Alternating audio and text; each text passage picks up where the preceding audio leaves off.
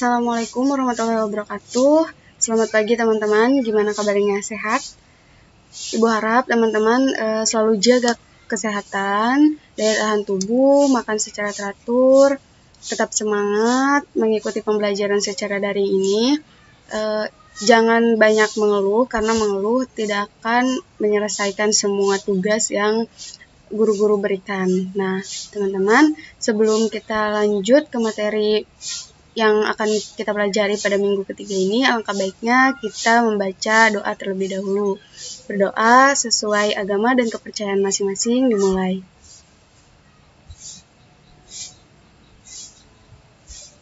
Selesai. Nah, teman-teman, ketemu lagi sama Ibu dengan mata pelajaran administrasi umum. Sekarang materinya masih mengenai administrasi, tetapi kita akan lebih mencakup terhadap ruang lingkup dan tujuan administrasi perkantoran.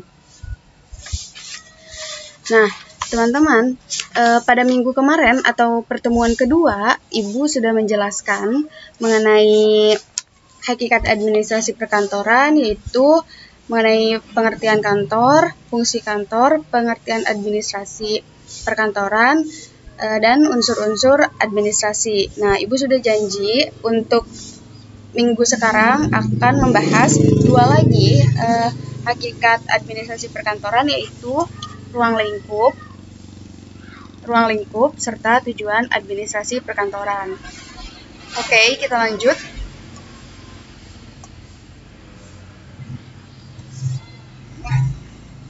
Sebelum lebih lanjut membahas ruang lingkup administrasi perkantoran serta tujuan administrasi perkantoran itu apa, Ibu akan membahas apa perbedaan administrasi umum dengan administrasi keuangan atau tata kelola keuangan. Karena pada beberapa hari lalu di grup ada yang bertanya, tetapi di unsend lagi pesannya, mungkin karena malu atau canggung bertanya di grup umum, grup diskusi, padahal nggak usah malu. Kalau malu, boleh bertanya secara pribadi sama Ibu, personal ya. Ada yang tahu nggak sih, apa sih perbedaan administrasi umum dengan administrasi keuangan atau tata kelola keuangan? Nah, mungkin teman-teman masih bingung karena baru transisi dari SMP ke SMK. Di sini teman-teman, Ibu akan ngebahas perbedaan administrasi umum dengan administrasi keuangan. Beda atau sama, Bu? Oke, kita bahas ya. Administrasi umum atau perkantoran sama dengan administrasi keuangan. Itu berbeda teman-teman, tidak sama, jelas sangat berbeda ya. Administrasi umum atau perkantoran itu semua aktivitas pekerjaan, kegiatan, dan tata cara tulis-menulis dalam lingkungan organisasi secara teratur. Jadi, kalau administrasi umum atau perkantoran ini, dia mengenai aktivitas pekerjaannya, teman-teman. Itu pun seperti surat menyurat, tulis-menulis, catat-mencatat, atau pembuatan surat-surat yang lainnya. Sedangkan administrasi keuangan itu merupakan upaya pengelolaan yang mencakup semua aktivitas yang berhubungan erat dengan semua sistem keuangan. Jadi di sini sudah jelas banget administrasi umum dengan administrasi keuangan itu berbeda. Administrasi umum atau perkantoran itu tadi mencakup aktivitas orang yang melakukan kegiatan seperti surat menyurat, pembuatan form atau lainnya. Sedangkan administrasi keuangan ini mengenai aktivitas yang berhubungan dengan keuangan langsung. Jadi dia lebih khusus untuk keuangan, seperti itu. Udah jelas ya, administrasi umum atau perkantoran itu berbeda dengan administrasi keuangan, teman-teman. Lalu di sini Ibu akan ngebahas langsung saja ke materi mengenai ruang lingkup administrasi perkantoran. Nah, teman-teman, ruang lingkup administrasi perkantoran itu pada dasarnya dibagi menjadi 3 kelompok. Yang pertama ada manajemen perkantoran menurut kegiatannya, lalu yang kedua ada manajemen perkantoran menurut fasilitasnya, dan yang ketiga atau yang terakhir itu ada kegiatan kantor. Oke, kita bahas satu persatu.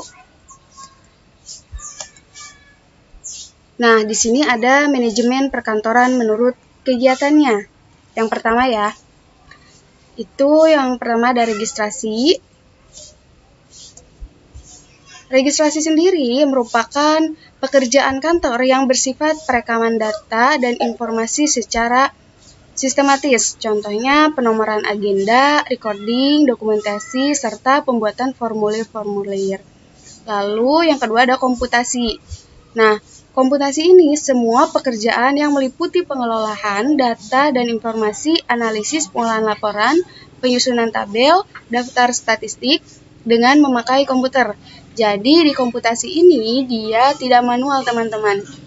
Semua dilakukan menggunakan komputer, jadi mudah untuk dilakukan, tidak mempersulit ke pegawainya, seperti itu. Lalu masih manajemen perkantoran menurut kegiatannya. Yang ketiga ada kegiatan komunikasi. Nah, teman-teman, kegiatan komunikasi ini merupakan kegiatan penyampaian informasi dari satu pihak ke pihak lainnya.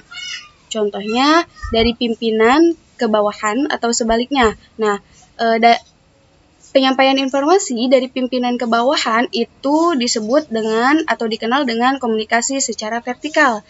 Jadi dari atas ke bawah atau dari bawah ke atas. Kalau gambar vertikal pasti teman-teman tahu kan gimana dari atas ke bawah atau dari bawah ke atas, seperti itu vertikal namanya. Lalu contoh lainnya bisa dari karyawan satu ke karyawan lainnya yang tingkat kedudukannya sama atau tingkat posisi dia di perusahaan tersebut itu sama atau kantor tersebut itu sama, seperti staf ke staf, sekretaris ke sekretaris, seperti itu teman-teman. Dan ini disebut dengan komunikasi secara horizontal. Jadi lurus. Garisnya kalau ditarik horizontal itu lurus. Lalu yang terakhir ada kegiatan informasi. Nah, teman-teman, kegiatan informasi ini merupakan kegiatan yang sifatnya pengumpulan dari pengetahuan yang selengkap-lengkapnya. Jadi di sini maksudnya apa, Bu? Kegiatan ini pengumpulan data yang benar-benar dari awal, data, survei, research, pemeriksaan, pemberian penerangan, sampai akhir, sampai benar-benar dia tuh di akhir itu direkap, disimpan, lalu dijadikan file untuk informasi jika diperlukan oleh kantor tersebut nantinya. Nah, ada dua informasi dalam kehidupan kantor, yaitu yang pertama operatif informasi dan yang kedua manajemen informasi.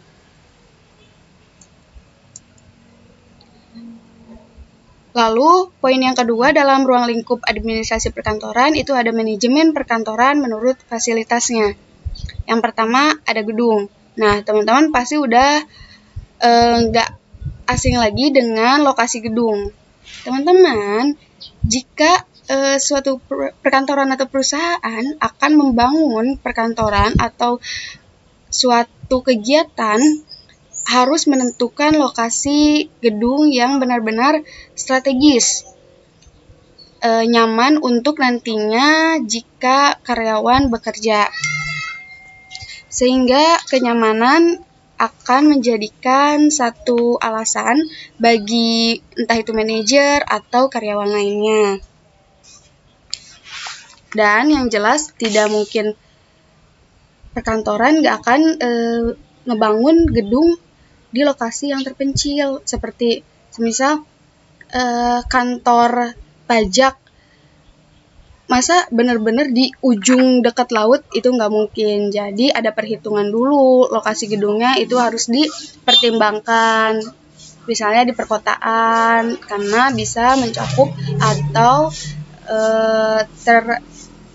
terrealisasi oleh masyarakat-masyarakat sekitar. Lalu Yang kedua ada peralatan atau perlengkapan atau perabotan kantor. Nah, teman-teman udah nggak asing lagi pastinya dengan apa yang namanya peralatan, perlengkapan, atau perabotan. Nah, peralatan kantor sendiri merupakan barang kantor yang digunakan untuk menghasilkan suatu pekerjaan kantor sesuai dengan yang diharapkan. Contohnya itu meja, kursi, lemari, filing kabinet, atau lainnya. Lalu yang ketiga ada mesin-mesin kantor. Nah, teman-teman, mesin-mesin kantor ini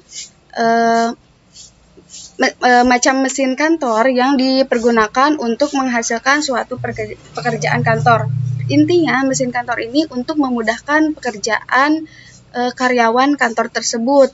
Contohnya ada mesin tik, mesin jumlah, mesin hitung, mesin penomor, mesin fotokopi. Pasti teman-teman udah pada tahu. Setiap kantor, setiap perusahaan pasti mereka memiliki mesin-mesin yang mereka butuhkan di perusahaan atau perkantoran mereka tersebut. Lalu yang ketiga atau yang terakhir itu ada pesawat kantor. Nah, teman-teman, di sini pesawat kantor ini bukan berarti pesawat yang ada di langit, bukan. Di sini pesawat kantor yaitu mesin komunikasi.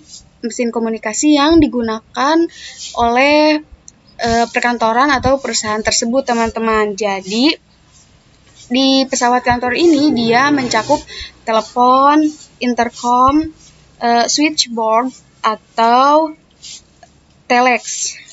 Oke. Di sini Ibu akan memberikan contoh, ini mesin-mesin kantor. Yang pertama ada mesin tik. Nah, mesin tik ini seperti ini gambarannya. Lalu yang kedua, ini teman-teman mesin pemotong kertas. Setiap kantor, setiap perusahaan pasti mereka memiliki alat-alat atau mesin-mesin seperti ini. Lalu yang ketiga, ini ada mesin fotokopi.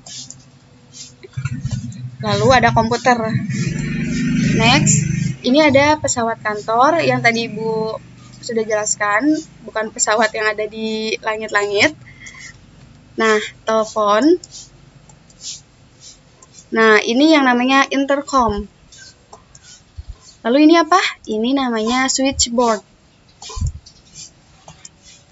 Nah, teman-teman, yang ketiga dalam ruang lingkup administrasi perkantoran itu ada kegiatan kantor. Ini dia kegiatan kantor. Yang pertama ada planning. Yang kedua ada organizing. Yang ketiga ada actuating. Yang keempat ada controlling. Nah, teman-teman, di sini kenapa tanda panahnya seperti ini? Karena dia saling berkaitan. Planning, lalu ada organizing, lalu ada actuating, lalu ada controlling. Nah, Ibu akan menjelaskan satu persatu mengenai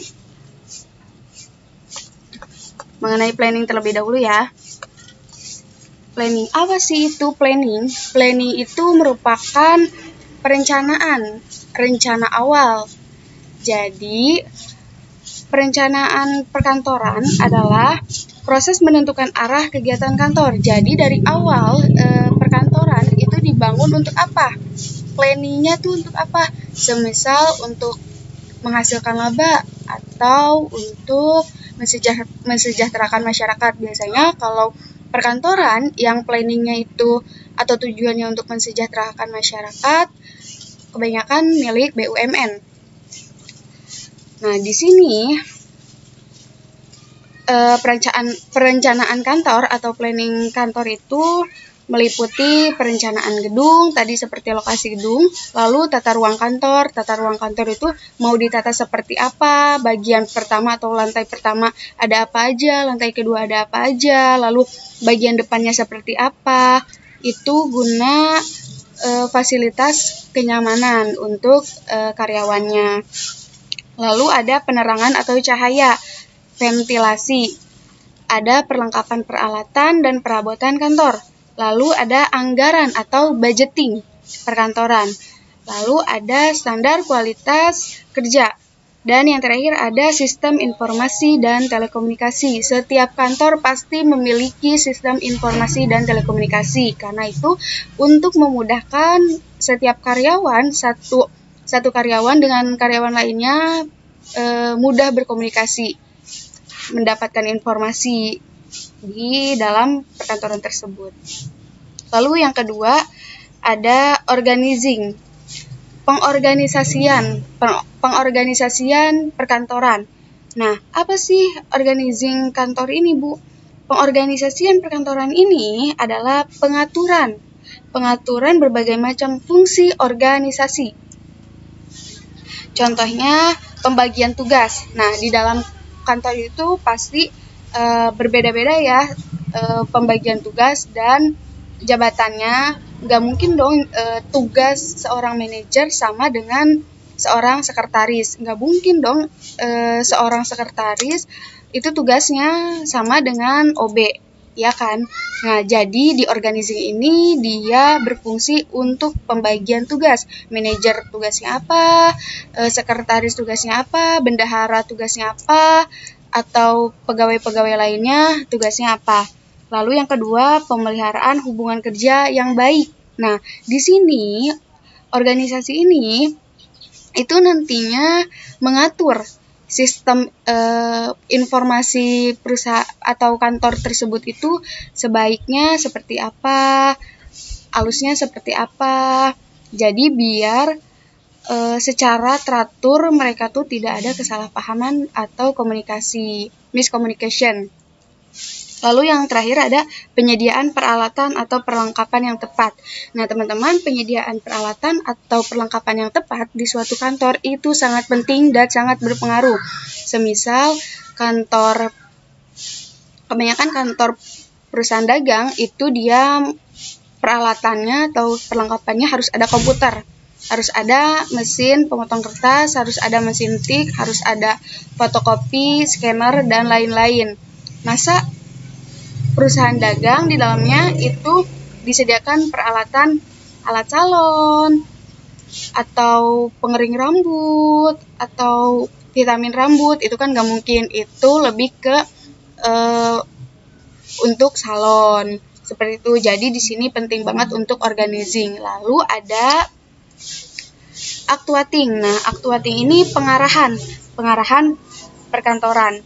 Pengarahan perkantoran ini adalah suatu kegiatan untuk meningkatkan efektivitas dan efisien kerja secara maksimal, sesuai dengan target dan sasaran yang telah ditentukan. Contohnya apa, Bu? Actuating ini. Nah, contohnya itu penggunaan teknik yang efektif dalam melakukan pengawasan terhadap bawahan.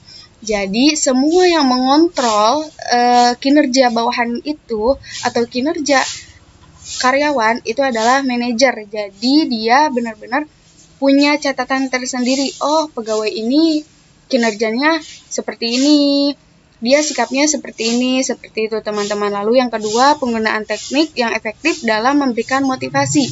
Nah, manajer selain mengawasi karyawannya, dia juga wajib memberikan motivasi yang membangun kepada karyawan-karyawan atau bawahannya. Guna apa? Guna dalam perkantoran tersebut atau perusahaan tersebut itu terjalinnya suatu komunikasi yang baik antar bawahan dengan atasan. Jadi memberikan rasa nyaman dari atasan terhadap pegawai, seperti itu. Lalu yang ketiga ada pemberian bantuan kepada karyawan dalam memecahkan masalah ketika karyawan menghadapi kesulitan dalam pekerjaan. Jadi teman-teman, biasanya kalau anak baru yang baru masuk kerja atau training seperti itu, mereka nggak akan langsung bisa apa yang ada di kantor tersebut, apa yang dikerjakan oleh dia, job desk dia apa. Nah, itu nggak akan langsung bisa.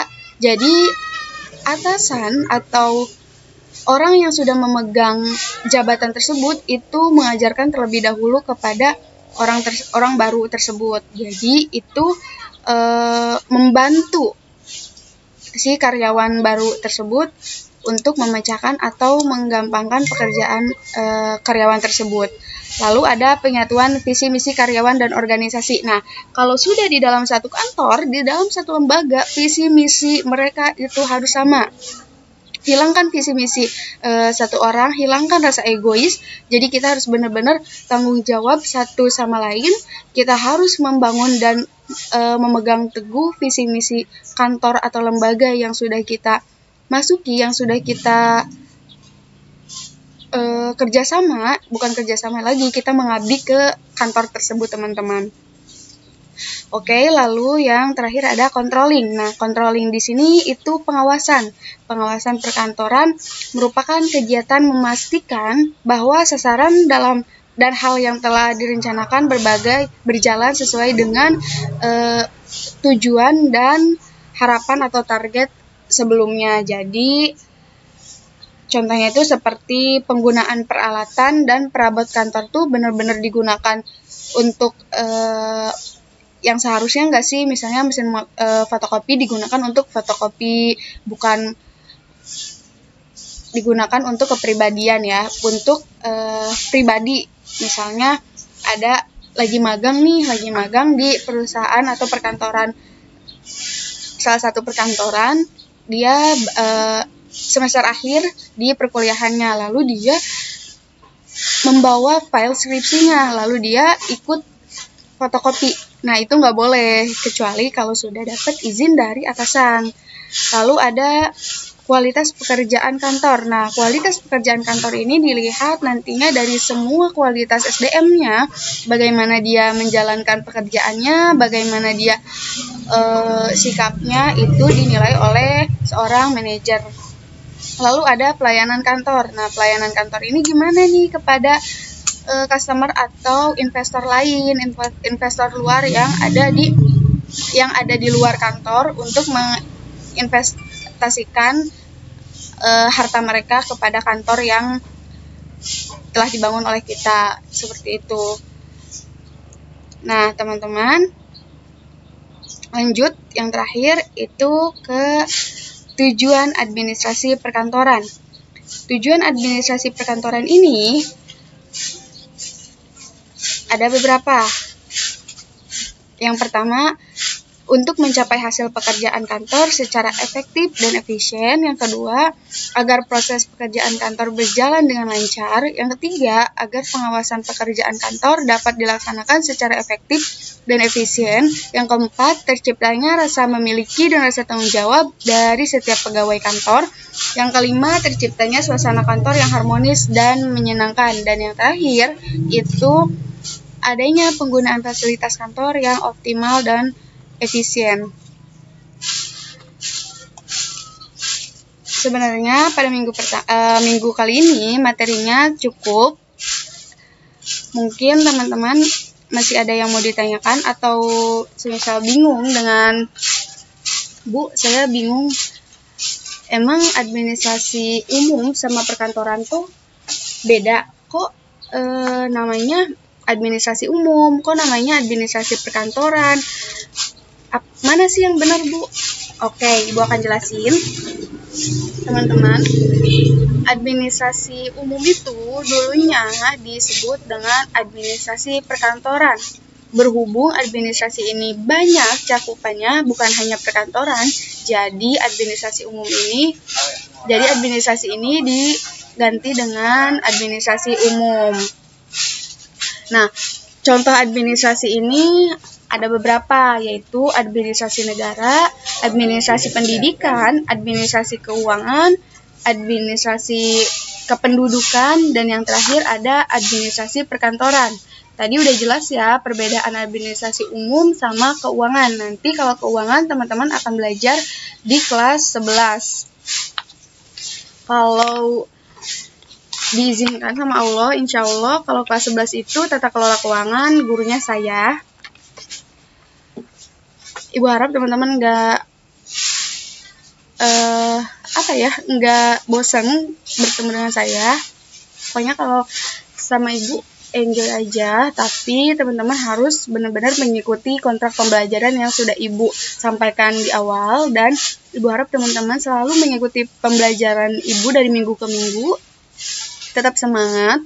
Jika ada yang mau ditanyakan, boleh kita diskusi di grup yang sudah disediakan.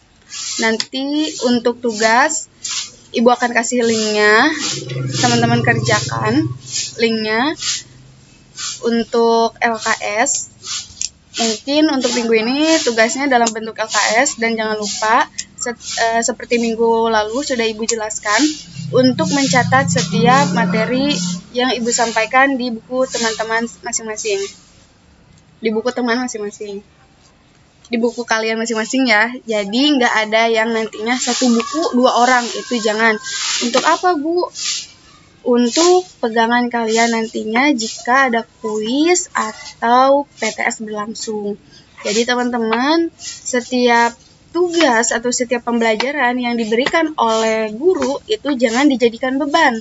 Kenapa? Karena Ibu sendiri merasakan seperti kalian, bahkan pada saat terakhir sidang atau terakhir pendidikan, yaitu sarjana atau S1, Ibu sedang penelitian, lalu pandemi seperti ini benar-benar bingung cari referensi kemana. Sedangkan di Google itu sangat terbatas, walaupun Google bisa menjawab semuanya, tapi kalau dalam skripsi itu benar-benar terbatas. Sedangkan ada beberapa universitas yang menyediakan perpustakaan bisa dibuka di web atau memiliki web perpustakaan seperti itu. Tapi itu benar-benar terbatas. Tapi selama kita nggak ngeluh, selama kita giat, selama kita ayo mencari, belajar, itu bisa terselesaikan. Jadi buat apa kita mengeluh nggak dikerjain, itu nggak akan selesai teman-teman. Pokoknya Ibu harap teman-teman selalu semangat, jaga kondisi kesehatan, makan makanan yang sehat dan teratur. Apalagi Ibu harap kalian baru masuk kelas 10, jadi next time jika nanti kita bertatap muka, Ibu harap antusias teman-teman belajar itu luar biasa, karena Ibu yakin teman-teman aktif semua. Jangan lupa ada nilai keaktifannya, entah itu keaktifannya nanti kalau sudah tatap muka secara langsung kita berdiskusi di kelas, dan pada saat daring seperti ini teman-teman bertanya di grup boleh, atau bisa chat personal kepada saya boleh. Seperti itu. Cukup sampai di sini pertemuan kita pada minggu ketiga ini mengenai materi ruang lingkup dan tujuan administrasi perkantoran. Ibu harap teman-teman memahami. Jika ada yang kurang paham boleh ditanyakan, boleh didiskusikan. Jangan lupa dicatat di buku masing-masing. Itu saja. Makasih udah menonton, makasih udah menyimak. Sekian dari Ibu, mohon maaf jika ada yang kurang dipahami. Boleh ditanyakan nantinya. Oke, dadah. Assalamualaikum warahmatullahi wabarakatuh.